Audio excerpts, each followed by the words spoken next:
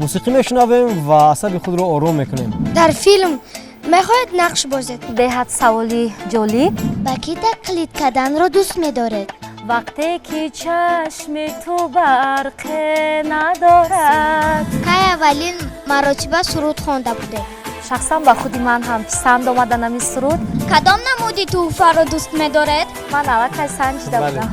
شما با ما یگان سوال دارید؟ البته چرا نه؟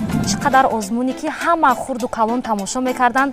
کودکان دنیای ما اند، عالمی زیبای ما اند. از دوره مکتب خانیتان نقل میکنید؟ اسباب فورتپیانو رو مینوازم. توی در شهر دل مهمانم امشب، سرزم شمع عشق از جانم امشب. این همه صحبت‌های گرم و صمیمی، زمزمه سرود و رقص زیبای کودکان در برنامه نوبت یمان شام یکشنبه در تلویزیون بهارستان. بگویم